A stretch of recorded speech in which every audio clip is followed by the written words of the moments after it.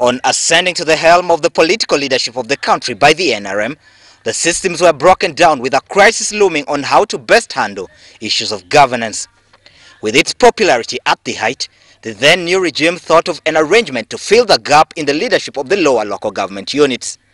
In a bid to restore sanity, the infant regime set in place resistance councils that combined judicial, law enforcement and administrative roles with organized executives from the village, parish and sub-county to the district levels. It so happened that the system was giving powers, a lot of powers, to the communities through their RSs. And at first when the RSs came, they were the police, they were the judges, they were the everything. We had a secretary for health, a secretary for education, a secretary for defense, and so on and so forth. This arrangement formed the basis of interaction between the lower level government units and the Kampala-based central government. But later, calls for a new constitution heightened to be all-inclusive, as some, especially among the opposition, claimed it was an NRM tool that was not all-inclusive and acceptable to Ugandans. It soon led to arrangements to put in place a constitution to signal the return to constitutional law. The constitution, drafted and approved by the Constituent Assembly, created a new arrangement, creating local governments units that at that time had considerable power on issues within their geographical jurisdiction. But still, others argue that it was merely a transformation of the ROCs. Now, during that time also, the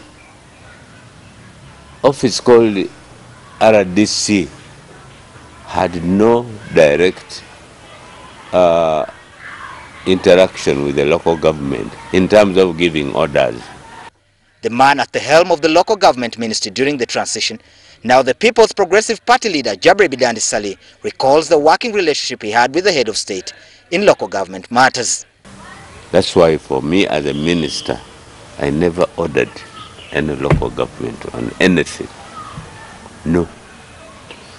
That's why during that time, for example, and I always say it, with all respect to the president, he never directed the Minister of Local Government to form or to create a local government, to create a district. The 1995 Constitution laid benchmarks that stamped the existence of local councils 1 to 5, with the decentralization policy coming into the picture with the aim of empowering local communities to solve their own local problems.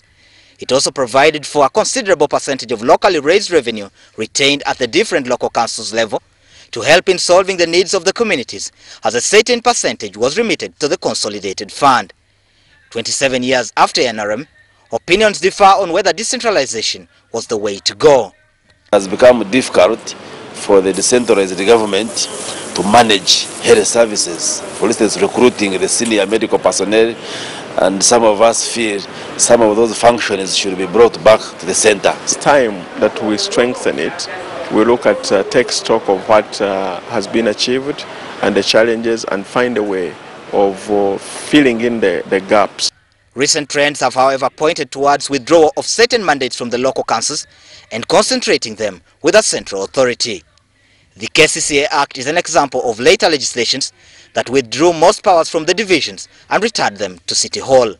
The number of districts has almost doubled, and critics argue that in today's situations, the central government has stifled the local governments, directing them, they claim, on what to do. No RDC had the right, the authority, the power, legal power, to say stop doing that. Or what the council decided, don't implement, which is happening today. Power has been personalized. In the government, the only power that we have, the only authority is the president. 27 years after the NRM, certain roles are being claimed back by the central government, with claims that the lower level units lack the capacity to handle them, like hiring of staff to certain positions, a section of roads, and other crucial matters. Sabiti Joseph, WS Television, from the Ugandan capital, Kampala.